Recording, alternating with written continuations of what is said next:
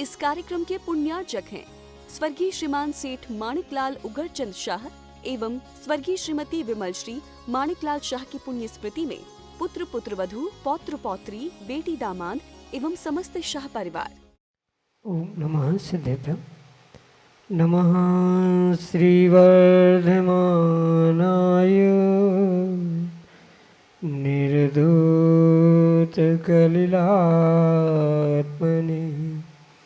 सालोकानां त्रिलोकानां यद्विद्यादर्पणायते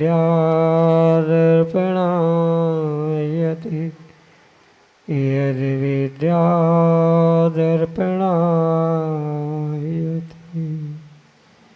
पंच परमेष्टि भगवान की परम पूज्य आचार्य भगवंत गुरुवर विशुद्ध सागर जी मुनि महाराज जी की परम पूज्य मुनि श्री सुप्रभ सागर जी महाराज जी की 3 करोड़ 9 करोड़ मुनिराजों की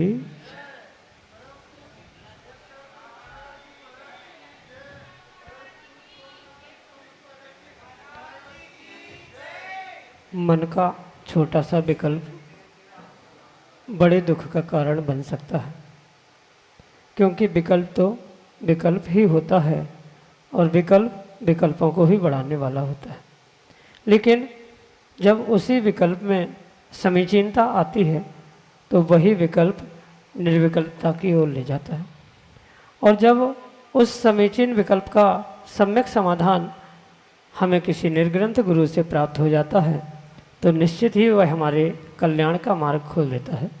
ऐसे आत्मकल्याण की प्राप्ति का वह एकमात्र कार्यकारी उपाय समीचीन विकल्पों का सम्यक समाधान, जो कि हम सभी प्रतिदिन आगम के परिप्रेक्ष्य में परम पूज्य आचार्य भगवंत गुरुवर विशुद्ध सागर जी महाराज के मंगल सुभाषित से उन्हीं के सुयोग से परम पूज्य मुनि श्री सुप्रभ सागर जी महाराज के मुखारविंद से प्राप्त कर रहे हैं। प्रारंभ करते हैं आज का सम्यक समाधान। और आज के पहले विकल्प के लिए इंदौर मध्य प्रदेश से प्रफुल्ल जैन महाराज जी के श्री चरणों में बारंबार नमोस्तु निवेदित करते हुए अपना समीचीन विकल्प रख रहे हैं कि महाराज जी किसी भी धार्मिक या सामाजिक कार्यक्रम में सामूहिक एक रूपता अच्छी लगती है, किंतु किराए की ड्रेस जो कि कई जगह पहनी हुई होती है उसे मंगलाचरण या भक्ति गीत आदि धार्मिक कार्यक्रम में पहनना कहाँ तक उचित है। हमारे समीचीन विकल्प का सम्यक समाधान करने की अनुकंपा करें। नमोस्तु महाराज जी, नमोस्तु। ओम नमः सिद्धेभ्य। पंच परमेष्टि भगवान की आचार्य भगवान गुरुवर विशुद्ध सागर जी महाराज की जय। परम पूज्य मुनि श्री सुप्रभ सागर जी महाराज जी की।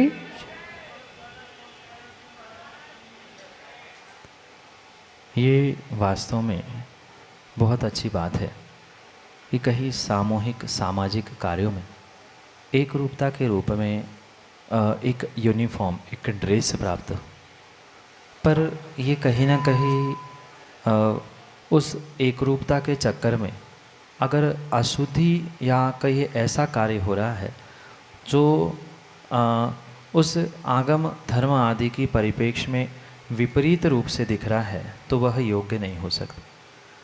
पर ये भी ध्यान रखें, ऐसे कार्य करते समय यानी सामूहिक सामाजिक ऐसे कार्य करते समय मंगलाचरण आदि हो रहा है तो मंगलाचरण में किसी भी प्रकार से कोई अशुद्धि नहीं हो सकती। वहाँ कोई भगवान का अभिषेक पूजा पाठ आदि कार्य नहीं हो रहे। नृत्य है, सामूहिक मंगलाचरण है, तो ये तो एक सांस्कृतिक कार्यक्रम है और सांस्कृतिक कार्यक्रम में किराए के वस्त्र ड्रेस आदि पहनना ये कोई बहुत बड़ी आपदा की विकल्प करने की या कोई शंका करने की बात है ही नहीं है, क्योंकि वह सांस्कृतिक कार्यक्रम में कोई भी किसी भी प्रकार से वस्त्र पहनते हुए अपनी प्रस्तुति दे सकता है और वह प्रस्तुति एक यूनिफॉर्म या एक व्यवस्थित ड्रेस कोड में होती है तो वह और अच्छी और व्यवस्थित लगती है। इसलिए ये अवश्य ध्यान रखें कि वह मंगलाचरण है, सांस्कृतिक कार्यक्रम है, उसमें विकल्प करने की आवश्यकता नहीं है। वहाँ अभिषेक पूजा या कोई मांगलिक कार्य हो रहा है तो वहाँ किराए की ड्रेस कपड़े का विकल्प हो सकता है, पर वहाँ अशुद्धि का कोई विशेष स्थान ही नहीं है। शुद्धि अशुद्धि का वो सांस्कृतिक कार्यक्रम अलग है। हाँ, अगर वही श्री जी के वेदी पर या शुद्ध कोई कार्य करते समय ऐसी किराए की ड्रेस पहनी है, पाद प्रक्षालन करना या भगवान के श्री जी का अभिषेक, मार्जन, वेदी की व्यवस्था आदि आदि के निमित्त से कार्य हो रहा है तो उसमें दोष है, पर अन्य किसी प्रकार से उसमें दोष नहीं है। ये बहुत अच्छे से समझने की आवश्यकता है। पर मैं और भी बात ही कह दूँ कि अगर वही यूनिफॉर्म, वही ड्रेस आपने सामूहिक रूप से स्वयं के पैसों से, खर्चों से ही इकट्ठा कर लिया, जैसे कई सारे स्थानों के महिला मंडल स्वयं ही अपने ड्रेस बनाते हैं और वे पर्सनल अपने प्रयोग के लिए होते हैं, ऐसे ही उन लोगों ने भी अगर प्रयोग में ले लिया तो वो और उत्कृष्ट बात हो सकती है। पर ऐसा नहीं भी किया तो मंगलाचरण सांस्कृतिक कार्यक्रम करने में अगर सामूहिक कोई ऐसे वस्त्र इकट्ठे किराए से लिए हैं तो उसमें कोई शुद्धि अशुद्धि का विकल्प करने की आवश्यकता नहीं है। वह शुद्धि अशुद्धि के कार्य नहीं, अपितु सांस्कृतिक कार्यक्रम किए जा रहे हैं। यही आपके लिए सम्यक समझ है। प्रथमेश जोगी, बासिम, महाराष्ट्र से अगले समीचित विकल्प के लिए। नमोस्तु महाराज जी, नमोस्तु नमोस्तु। महाराज जी, मेरा विकल्प यह है कि कायोत्सर्ग में 9 बार और माला में 108 बार ही नमोकार मंत्र क्यों पढ़ा जाता है। नमोस्तु महाराज। कायोत्सर्ग का अर्थ 9 बार नमोकार पढ़ना नहीं है, अपितु नमोकार मंत्र के साथ शरीर से ममत्व का त्याग कर लेना, इसका अर्थ कायोत्सर्ग हुआ करता है। ये प्रथा में चलता आया है कि एक कायोत्सर्ग कर लो, 2 कायोत्सर्ग कर लो, मतलब एक बार 9 बार नमोकार पढ़ लेना, 18 बार नमोकार मंत्र पढ़ लेना। ये एक कायोत्सर्ग, 2 कायोत्सर्ग आदि की विधि सामान्य रूप से प्रचलन में आई है। वास्तविकता में देखा जाए तो कायोत्सर्ग का अर्थ मात्र शरीर से ममत्व का त्याग करना इतना ही है। प्रचलन में नमोकार के साथ उसे जोड़ते हुए 9 बार नमोकार पढ़ने को कायोत्सर्ग कहा जाता है। ज़रूरी नहीं है कि 9 बार पढ़ने को ही कायोत्सर्ग कहा जाए। एक बार नमोकार पढ़ते हुए भी हम शरीर से ममत्व छोड़ते हुए काय का उत्सर्ग कर सकते हैं, या 108 बार भी नमोकार पढ़ते हुए काय उत्सर्ग कर सकते हैं, यानी शरीर से ममत्व को छोड़ सकते। सामान्य रूप से वह प्रचलन में मात्र आ चुका है कि 9 बार पढ़ने को 1 कायोत्सर्ग कहा, 18 बार पढ़ने को 2 कायोत्सर्ग कहा, ऐसे क्रम से ये प्रचलन में आई हुई व्यवस्था है। ऐसा कहीं भी उल्लेख प्राप्त नहीं होता कि 9 बार नमोकार को ही कायोत्सर्ग कहा। 9 बार नमोकार, आगम में तो यही पंक्तियाँ प्राप्त होती है कि 9 बार नमोकार के साथ कायोत्सर्ग करे, यही आगम प्रमाण से प्राप्त हुई विधि है और व्याख्या है। सामान्य संक्षेप में जल्दी में कहने की अपेक्षा से 1 कायोत्सर्ग करे, 2 करे आदि विधान कहा जाता है। और साथ में ये भी ध्यान रखें, कायोत्सर्ग और 108 बार के मंत्रों में बहुत अंतर है। जो 108 मोतियों की माला या 108 बार फेरने को जो माला कहा जाता है, वहाँ अभिप्राय यही है कि जीव प्रतिदिन प्रतिपल 108 प्रकार के कर्मों का या 108 प्रकार से कर्मों का आश्रव करता है। मन वचन का कृतकारी तन्मोदना, संभ्रम समारंभ आरंभ और क्रोध मान माया लोभ, इनका परस्पर पे गुणा करने से 108 भेद बनते। तो इन 108 भेदों से पाप जो होता है उसका प्रक्षालन करने के लिए 108 बार मंत्र पढ़ते हुए और विशेष करके नमोकार मंत्र पढ़ते हुए उसका पश्चाताप प्रायश्चित उद्घाटित किया जाता है या पूर्ण किया जाता है। इस अपेक्षा से वहाँ 108 मोती माला में होते हैं और 3 सम्यक दर्शन, सम्यक ज्ञान और सम्यक चारित्र रूपी ऐसे 111 मोतियों के द्वारा वह एक माला पूर्ण मानी जाती है। ये 9 बार नमोकार पढ़ लेना या 18 बार पढ़ लेना, ये व्यक्ति के तत्तद प्रायश्चित के निमित्त से, यानी उसके दोष कैसे है उसके अनुरूप उसको प्रायश्चित देते समय कभी आपने देखा होगा कभी 2 कायोत्सर्ग, कभी 4 कायोत्सर्ग, ऐसे भिन्न भिन्न प्रकार से दिए जाते हैं। तो ये मात्र प्रायश्चित का विधान है। कायोत्सर्ग यानी सामान्य भाषा में शरीर का ममत्व छोड़ना, पर प्रचलन में उसे नमोकार मंत्र के गणना के साथ यानी 9 बार नमोकार के साथ 1 कायोत्सर्ग ऐसा प्रचलन में प्राप्त होता है। पर आगम में ऐसा मात्र कथन नहीं है, कायोत्सर्ग के साथ 9 बार ऐसा ही व्याख्यान प्राप्त होता है। इसलिए कायोत्सर्ग में 9 बार, माला में 108 ऐसा नहीं है। 108 बार पापों को बचाने के लिए 108 बार मंत्र पढ़ा जाता है माला के माध्यम से, और उतना नहीं पढ़ना है तो कुछ दोष ऐसे होते हैं जो 1 कायोत्सर्ग से मिटते हैं, कुछ 4 कायोत्सर्ग से मिटते हैं, कुछ 8 कायोत्सर्ग से। तो अपनी अपनी दोषों के अनुसार उन कायोत्सर्ग को करते हुए दोषों से बचने का पुरुषार्थ किया जाता है। यही आपके लिए सम्यक समझ। श्रीमती हेमलता सिंह, बोनकट्टा, मध्य प्रदेश से अगले समीचीन विकल्प के लिए। त्रिवार तीनों महाराज श्री को नमोस्तु नमोस्तु नमोस्तु महाराज श्री। महाराज श्री, मेरा प्रश्न ये है कि मैं स्वयं बिजनेस करती हूँ, उस बिजनेस का जो भी आय होती है उसको धर्म के कार्य में लगाती हूँ। पर अब मेरा मन ऐसा करता है, अगर मैं अपने हिसाब से दूसरों से ये बिजनेस करवाऊँ और स्वयं 10 प्रतिमा ले लूँ। मेरी 7 प्रतिमा है, उसका पालन मैं अच्छी तरह से कर रही हूँ। अब मेरी ये इच्छा है महाराज श्री कि मुझे 10 प्रतिमा लेना है, पर वो बिजनेस दूसरों के द्वारा करा सकते हैं अथवा नहीं, क्योंकि मुझे दान देने में ज़्यादा आनंद आता है। महाराज जी, मेरा प्रश्न का उत्तर दीजिए। नमोस्तु महाराज श्री, नमोस्तु महाराज श्री। माँ श्रावक की जो 10वीं प्रतिमा है वह अनुमति त्याग है। पूर्ण रूप से उस प्रतिमा में आप किसी भी प्रकार से उद्योग, आरंभ, सारंभ, हिंसा, पाप आदि के लिए अनुमति नहीं दे सकते। कोई आपसे पूछे भी कि ये व्यापार कैसा करना चाहिए, ये भोजन कैसा करना चाहिए, ये क्या करना चाहिए, आप किसी भी प्रकार से उन आरंभ, सारंभ, उद्योग आदि के लिए अनुमति नहीं दे सकते। इसलिए अगर आपको दान देना है तो आप आगे बढ़ने का विचार ना करें, और आगे बढ़ना है तो फिर कुछ कमाने का प्रयास नहीं करें। पर ये भी ध्यान रखें कि कमाएंगे नहीं तो आप किसी भी प्रकार से स्वयं का दान नहीं दे पाए। कहीं ना कहीं फिर पैसों के लिए, दान देने के लिए आपको दूसरों के सामने हाथ जोड़ने पड़ेंगे, विनतियाँ करनी पड़ेगी, निवेदन करना पड़ेगा। इसलिए जब तक आपको कुछ दान करने का या अन्य किसी प्रकार से धर्म करने का, पुरुषार्थ करने की भावना है, तब तक आप आगे 10वीं प्रतिमा आदि मतलब अनुमति त्याग प्रतिमा को प्राप्त करने का विचार प्रयास ना करें। अगर कर रहे हैं तो पूर्ण रूप से फिर जिस प्रकार से आगम में विधि बताई गई है बिल्कुल उस उत्कृष्ट विधि से ही, जैसे आप 7वीं प्रतिमा के उत्कृष्ट पालन कर रहे हैं, ऐसी ही अगर आगे बढ़ने के भाव है तब आप उत्कृष्ट प्रकार से ही उसे प्राप्त करने का पुरुषार्थ करें और तभी निर्णय करें कि हमें अब ये व्यापार नहीं करना, घर गृहस्थी से मोह नहीं है, किसी प्रकार से अनुमोदना मात्र आपके स्वयं के बिजनेस के लिए ही नहीं, अन्य किसी के भी बिजनेस के लिए, घरेलू मतलब जो व्यापार नहीं, घर के कार्य भी है, उस उद्योगी, आरंभी आदि कार्यों के लिए, हिंसा के लिए भी आप किसी प्रकार से अनुमति नहीं दे सकते।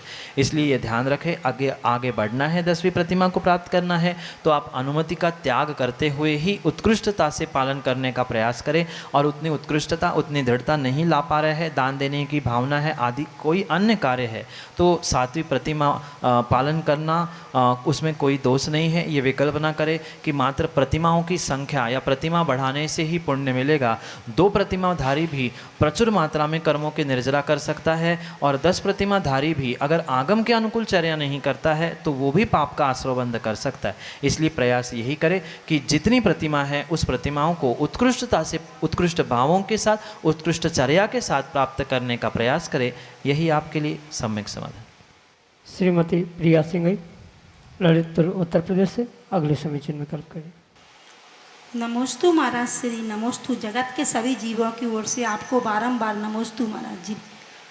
महाराज श्री, मेरा ये प्रश्न है, जैसे आप सुबह बोधन कुमार की पिछले भाव की कहानी सुना रहे थे तो मुझे वो चित्र याद आता और इतना रोना आया कि हमें आँखों में भी आँसू सूझ जाती हैं। मैं इतना ऐसे, अगर टीवी पे भी हम कोई प्रोग्राम देखेंगे, जैसे रामायण देखते थे तो मैं इतना रोना आता था कि हम 1.5 घंटे तक उसके साथ रोते रहे, जब तक देखते रहते थे। इतना रोना आता है महाराज श्री, तो क्या मुझे कर्म बंद होगा उसमें? और महाराज जी, कोई बात होती है तो मुझे 2-3 दिन तक वही दिमाग में घूमती रहती है, कुछ भी देखते हैं तो। नमोस्तु महाराज श्री। माँ, रोना 2 प्रकार का होता है। अश्रु आँखों से 2 कारणों से बह सकते हैं। एक खुशी के आंसू होते हैं और एक दुख के आंसू होते हैं। जब खुशी का अतिरेक होता है, हर्ष का अतिरेक होता है, तब भी जीवों के आँखों से पानी बहता है, और जब दुख का अतिरेक होता है तब भी जीव के आँखों से पानी बहता ही है। संसार का चाहे सुख हो चाहे दुख हो, इसके निमित्त से जीव को कर्म का बंध होता ही होता है। चाहे आप शुभ रूप परिणाम कर रहे हैं तो भी शुभ का आश्रयबंध होगा, अशुभ रूप आश्रय भाव कर रहे हैं तो अशुभ रूप पाप रूप ही आश्रयबंध होगा। उसमें किसी भी प्रकार से कोई विकल्प नहीं है। भले ही अच्छी बातें याद करके आपको रोना आ रहा है, जैसे किसी धार्मिक क्रिया को या धार्मिक कथानक को सुनते हुए जो गदगद भाव आते हुए, शुभ भावों की अनुमोदना करते हुए जो आँखों से नीर झरा है, पानी बहा है, अश्रु बहे हैं, वह भी आपके लिए कर्म बंध के लिए निमित्त है। पर अंतर इतना है, आप अगर स्वयं के दुख के लिए, दूसरों के दुखों के लिए, जैसे रामायण में कोई मरा उसको देखकर रोना आ रहा है, सीता के साथ गलत हुआ उसको देख के रोना आ रहा है, तो वो तो आपके लिए दुख के ही आश्रयबंध करने के लिए निमित्त हो सकता है। पर शुभ क्रियाओं को देखकर, भगवान का अभिषेक देखते हुए, कुछ स्वाध्याय करते हुए, अपनी गलती का एहसास होने से, गुरु को आहार देते समय अगर हमें खुशी के मारे आंखों से पानी बह रहा है, तो वहाँ भले ही हम शुभ क्रिया कर रहे हैं, शुभ राग कर रहे हैं, पर फिर भी शुभ राग, प्रशस्त राग से भी कर्मों का आश्रयबंध होता है। अंतर इतना है कि पुण्य का आश्रयबंध होगा, कहीं पाप का आश्रयबंध होगा, पर कर्मों का आश्रय प्रति समय प्रतिपल जारी है, वह किसी भी प्रकार से संसार अवस्था में नहीं रुकता।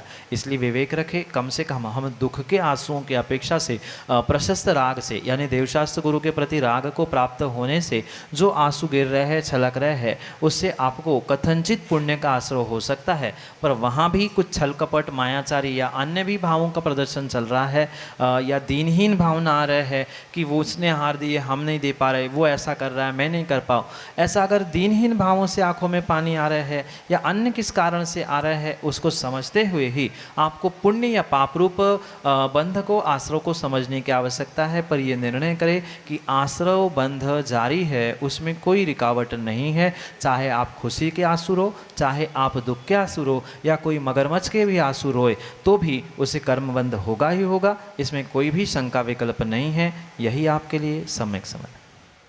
अदिति जैन, सागर, मध्य प्रदेश से अगले समीचीन विकल्प के लिए। नमोस्तु महर्षि, नमोस्तु महर्षि, नमोस्तु महर्षि। महर्षि, मेरी जिज्ञासा यह है कि जब हम ड़मोकार मंत्र में ड़मो लोए सव्य साहुड़म पढ़ते हैं, तो क्या हम सिर्फ 3 कम 9 करोड़ मुनि राजों को ही नमन करते हैं? आप इस जिज्ञासा का समाधान दें। नमोस्तु महर्षि।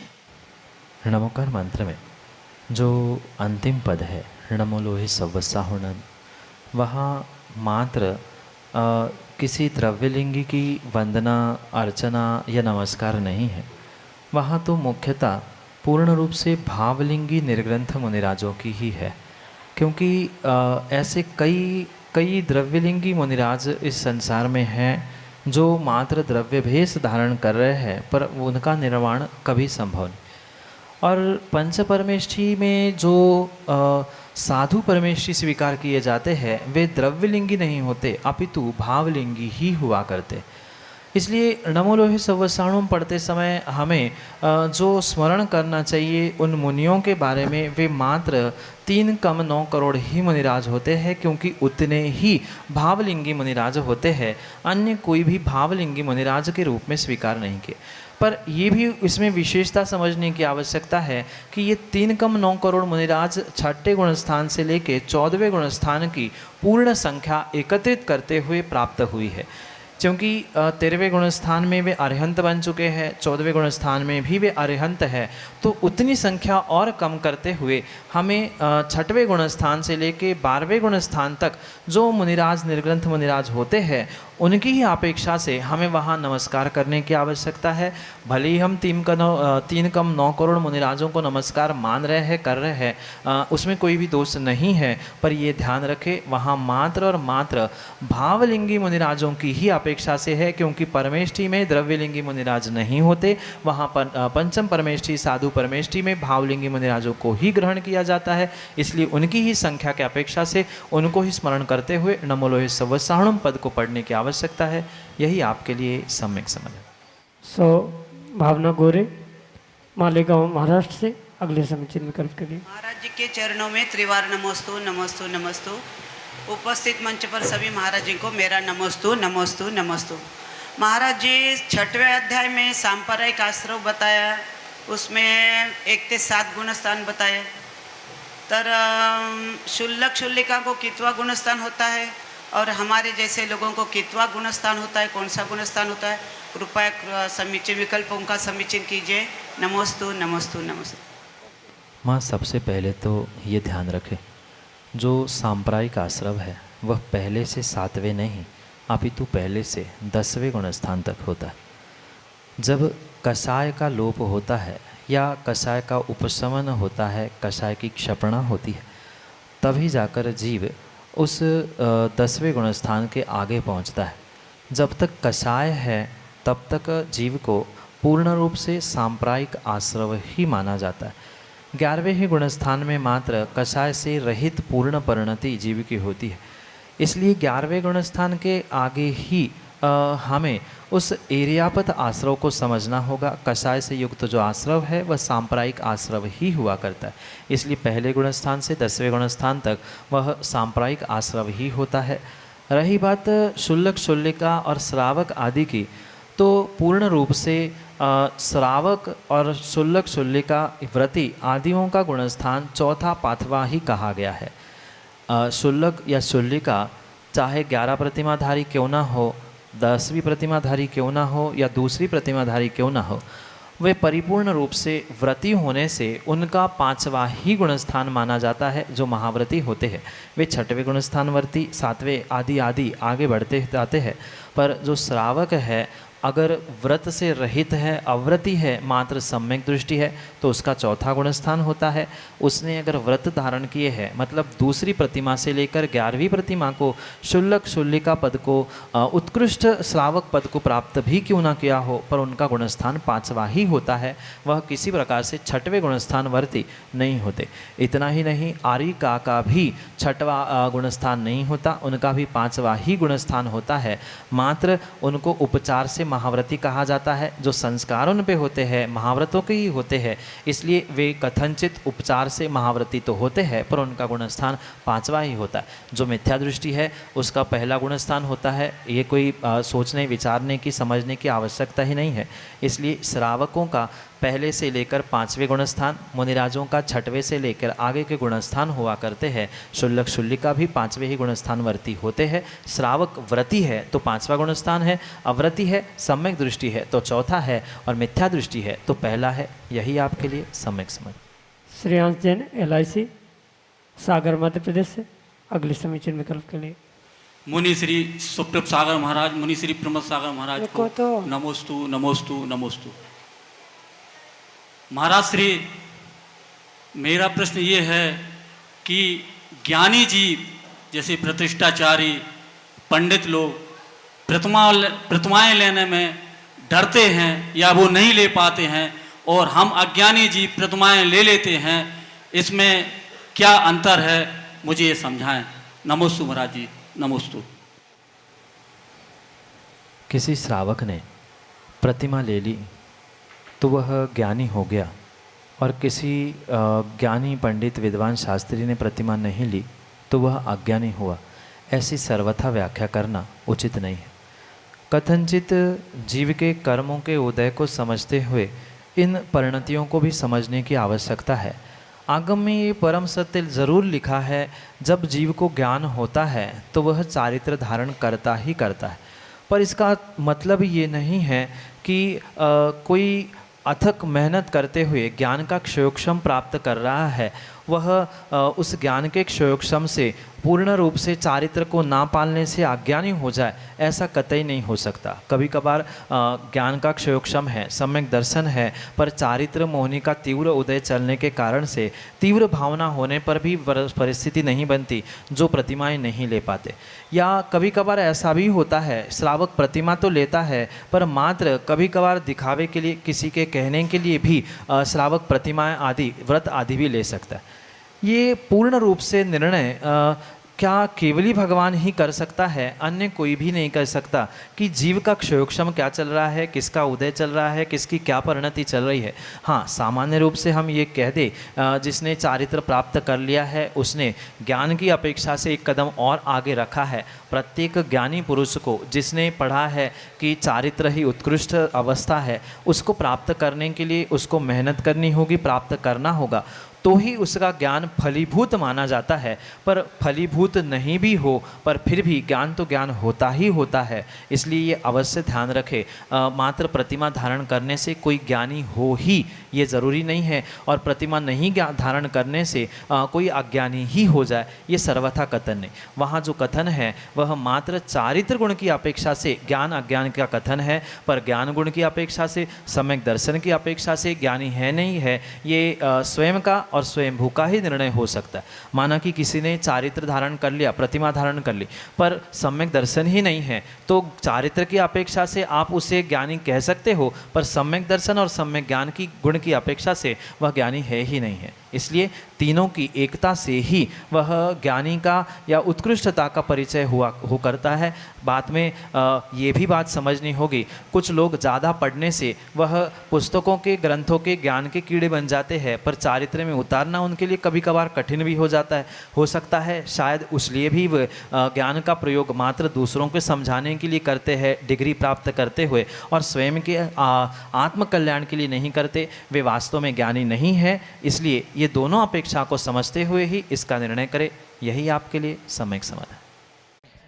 इस प्रकार से परम पूज्य मुनि श्री सुप्रभ सागर जी महाराज ने आज के सम्यक समाधान के इस कार्यक्रम में आए हुए समीचीन विकल्पों का आगमोक्त समाधान हम सभी को प्रदान किया। परम पूज्य मुनि श्री के सानिध्य में आगामी अक्टूबर माह के प्रथम सप्ताह में शुभ लाभ अनुशीलन राष्ट्रीय विद्वत संगोष्ठी का आयोजन भी विदिशा की इस धर्मप्राण नगरी में किया जाएगा, जिसमें भारतवर्ष के अनेक स्थानों से प्रमुख विद्वानों को आमंत्रित किया जाएगा और वह अपने आलेखों के माध्यम से उस ग्रंथ पर मंथन चिंतन करेंगे। आप सभी भी इस महत्वपूर्ण कार्यक्रम की कड़ी से जुड़ सकते हैं। वह जुड़ने के माध्यम ऑनलाइन माध्यम से भी आप जुड़ सकते हैं।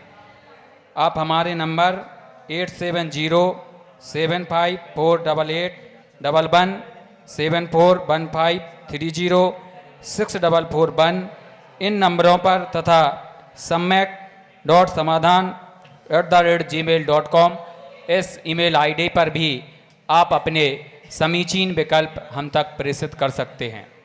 आपसे अनुरोध है कि हमारे सुप्रभ उवाच यूट्यूब चैनल एवं सुप्रभ उवाच फेसबुक पेज को लाइक अवश्य करें, ताकि पूज्य मुनित्रय के सानिध्य में होने वाले प्रभावनामयी आयोजनों की गतिविधियों से निरंतर आप लाभान्वित होते रहें।